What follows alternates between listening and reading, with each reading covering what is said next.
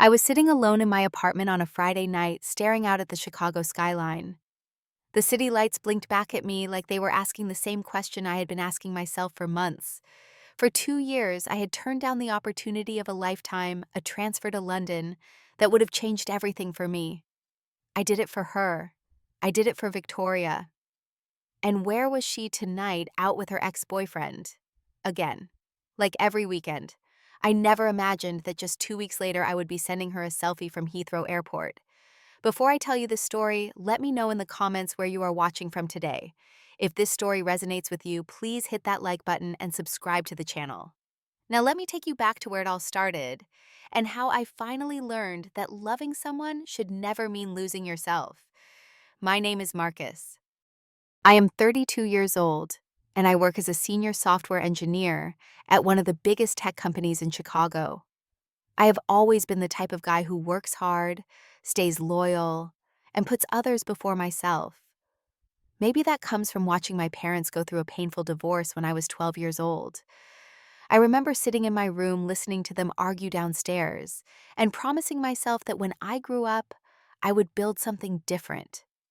I would find someone and love them the right way. I would make it last. My career had been going well. I joined the company right after college and worked my way up through dedication and long hours.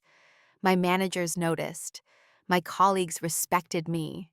Opportunities started coming my way, and I felt like I was finally building the life I had always dreamed of.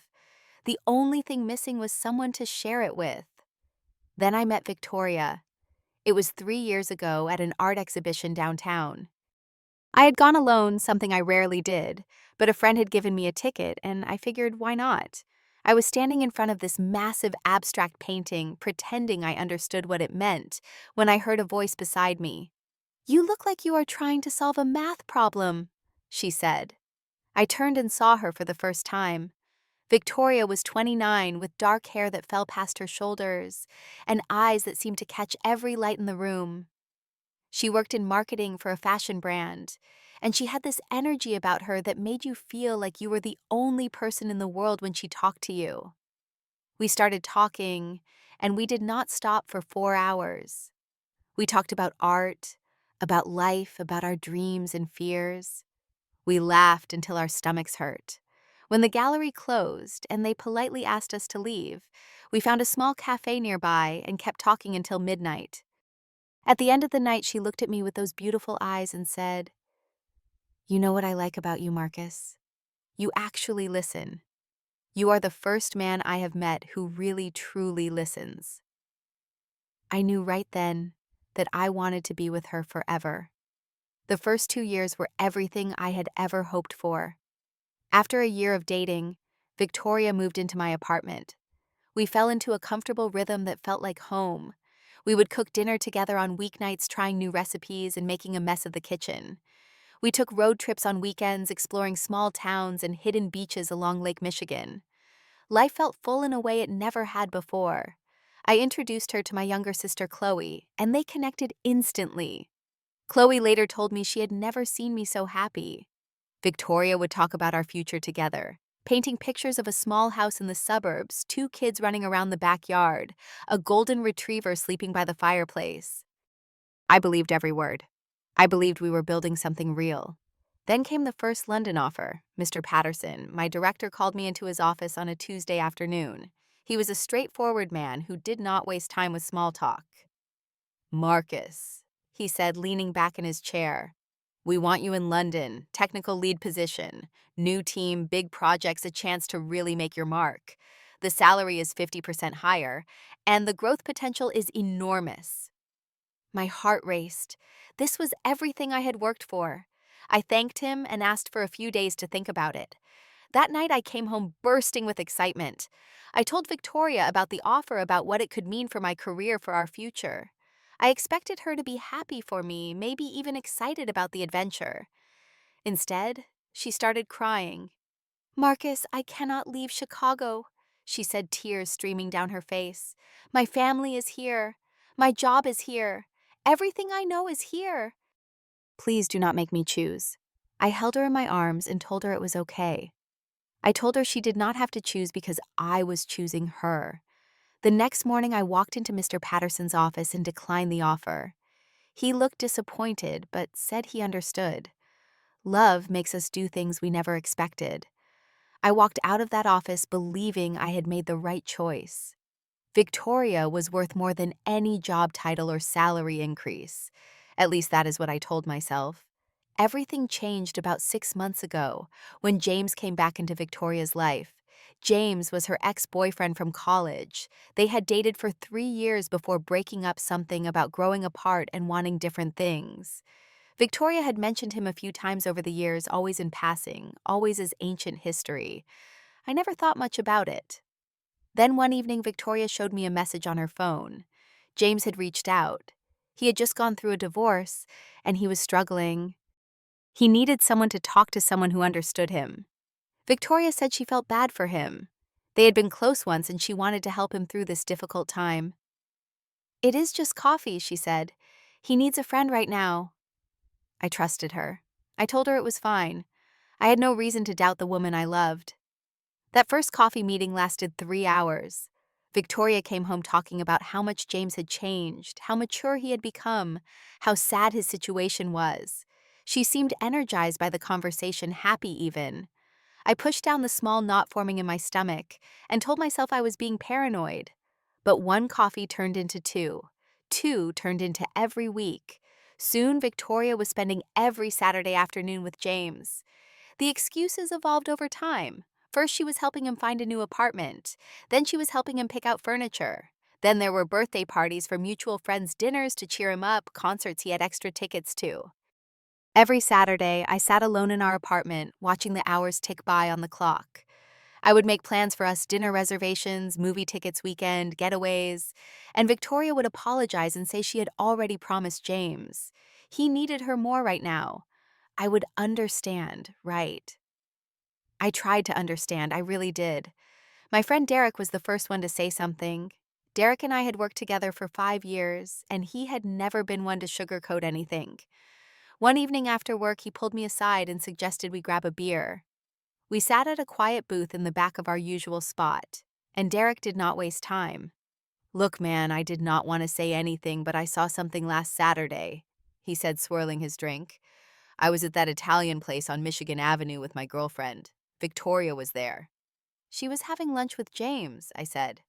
"I know." Derek shook his head slowly. "They were not just having lunch, Marcus. They were sitting on the same side of the booth. He had his arm around her. They looked close, too close." I felt something cold settle in my chest. "They are old friends. Maybe you misread it." "Maybe," Derek said, but his eyes told me he did not believe that. "I just want you to be careful, brother. You turned down London for her. You have given up a lot. Make sure she is giving up just as much for you." I drove home that night with Derek's words echoing in my head. I wanted to dismiss them. I wanted to believe there was an innocent explanation. But for the first time in our relationship, doubt had taken root. A few days later, I decided to talk to Victoria. I waited for a quiet Wednesday evening when we were both relaxed, and I chose my words carefully. I did not want to sound jealous or controlling. I just wanted to understand. "Victoria," I started gently, "I want you to know that I trust you completely, but I have been feeling a little lonely on weekends. I miss spending that time with you. Do you think maybe you could cut back on how often you see James? I am not asking you to stop being his friend. I just want us to have more time together." Her reaction surprised me. Her body stiffened and her eyes narrowed. "Are you serious right now?" she said. "You are jealous of James." "I am not jealous, I just miss you." "James is going through the hardest time of his life. He needs me. I am not going to abandon him just because you are feeling insecure." The word stung. Insecure. Like my feelings were a weakness, a flaw to be dismissed. I took a deep breath and tried again. "I am not asking you to abandon anyone. I am just asking for balance. For us." Victoria's expression softened slightly. She came over and sat beside me, taking my hand. "I am sorry," she said quietly. I know I have been busy. I will try to do better. Okay, I love you, Marcus. You know that. She kissed me, and I felt the tension drain from my shoulders. Maybe I had been overreacting. Maybe everything would be fine. 2 weeks passed and nothing changed. Victoria still spent every Saturday with James. If anything, she seemed to be spending even more time with him. I noticed she had changed the password on her phone. When I asked about it casually, she said it was for work security purposes. I did not push. Then one evening she came home late from another James outing. As she hung up her coat, I caught a scent that did not belong to her. A cologne sharp and unfamiliar. A scent that was definitely not mine. I did not say anything, but I noticed. The third London offer came on a gray Thursday morning. Mr. Patterson's assistant called me into his office, and I found him sitting with a folder in front of him. He looked at me with an expression somewhere between hope and resignation. "Marcus, I am going to be direct with you," he said. "This is the third time I am offering you the London position, and it is going to be the last time. The company cannot keep this opportunity open indefinitely." He slid the folder across the desk. I opened it and saw the details. Director of Engineering, a team of 40 people, a salary that was nearly double what I was making now. It was the kind of opportunity that comes once in a career. "You are one of the best engineers I have ever worked with," Mr. Patterson continued. "I do not want to lose you to another company, because we could not give you room to grow, but I need an answer by next Friday. After that, we are giving the position to someone else." I thanked him and took the folder home. All evening, I stared at those papers reading the same words over and over. This was my dream. This was everything I had worked for. But it would mean leaving Chicago. It would mean asking Victoria to choose. I decided that night that I needed to have a real conversation with her. Not hints or gentle suggestions.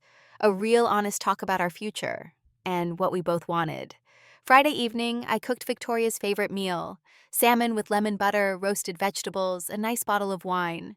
I set the table with candles and waited for her to come home. She arrived at 7:30, already checking her phone as she walked through the door. "That smells amazing," she said, barely looking up. "But I cannot stay long tonight. James texted. He has something important he needs to talk about tomorrow, so I need to go to bed early." I felt something crack inside me. "Victoria, please sit down. I need to talk to you about something important too." She sighed, but sat across from me at the table. Her phone stayed in her hand. "What is it?"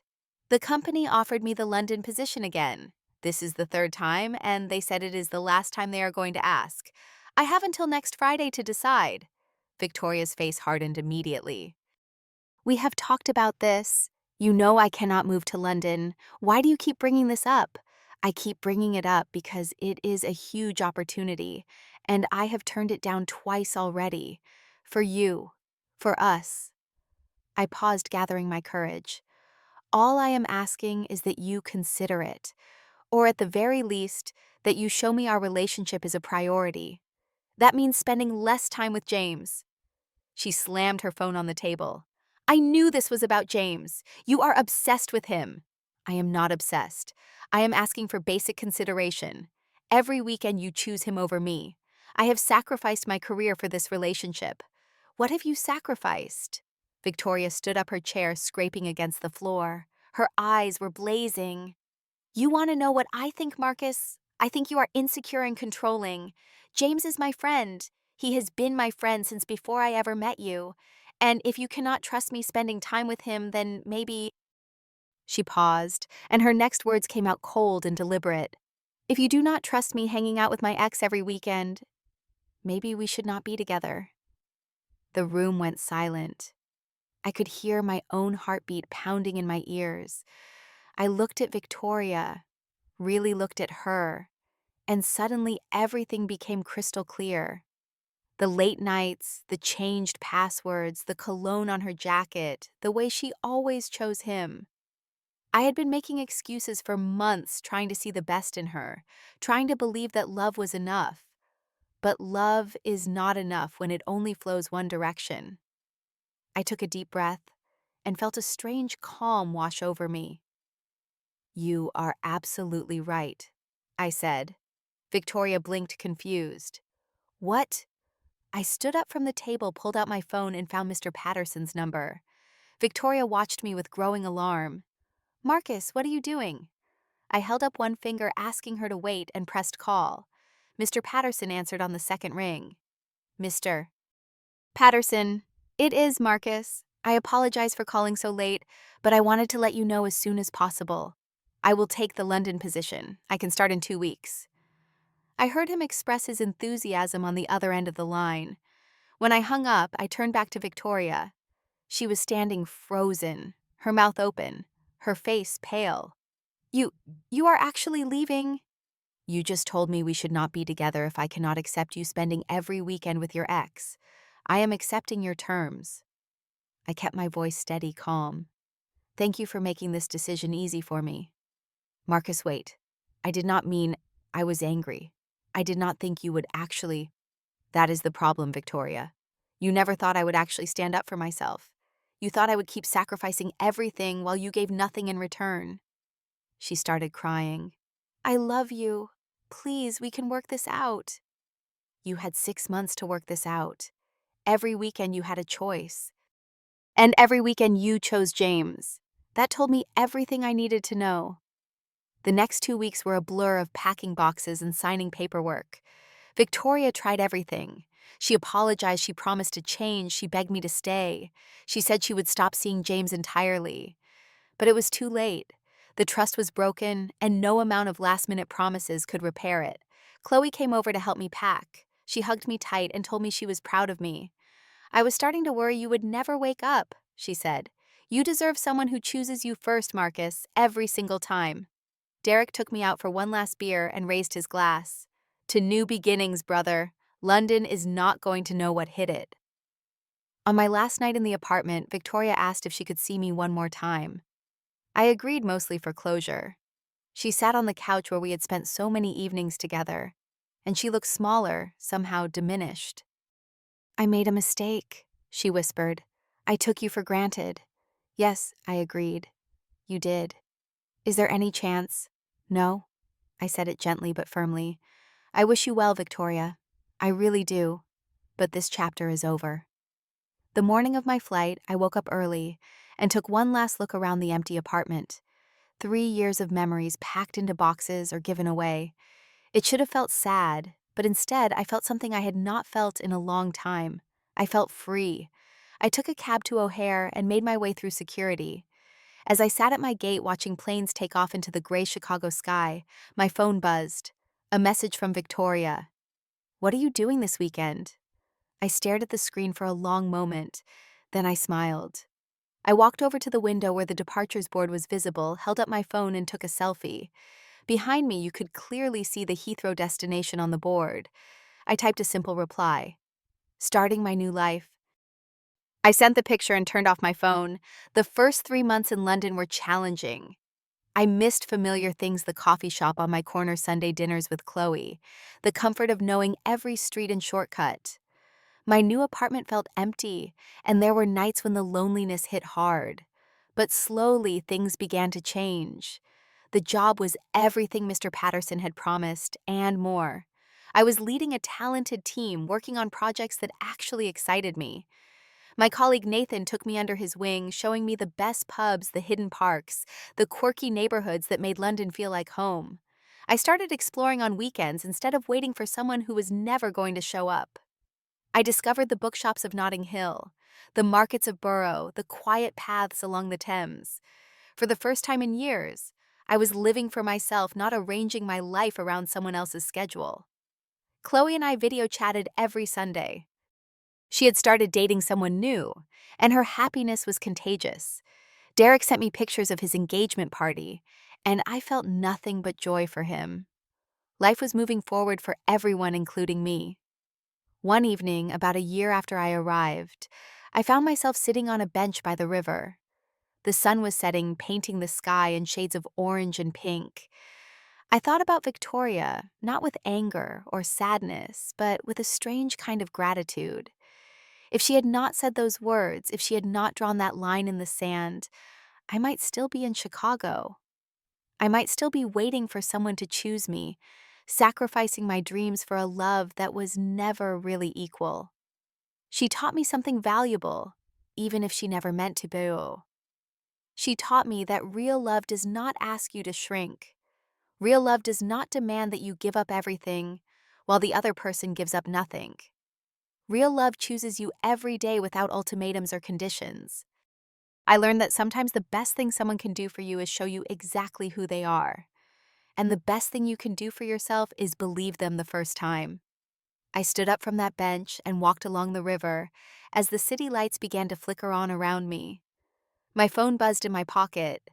It was a message from a woman I had met at a coffee shop the week before. We had talked for an hour about books and travel and the strange magic of starting over in a new place. "Are you free for dinner this weekend?" she asked. I smiled and typed my reply. "I would love that." I put my phone away and kept walking. The night was young, the city was alive, and for the first time in a very long time, so was I. If my story meant something to you, I would love to hear your thoughts. Have you ever had to choose between love and your own self-respect? What did you do? Drop your answer in the comments below. And if this story touched your heart, please give it a like, subscribe to the channel so you do not miss more stories like this, and share it with someone who might need to hear this message today. Thank you for being here with me. I hope you always find the courage to choose yourself when it matters most.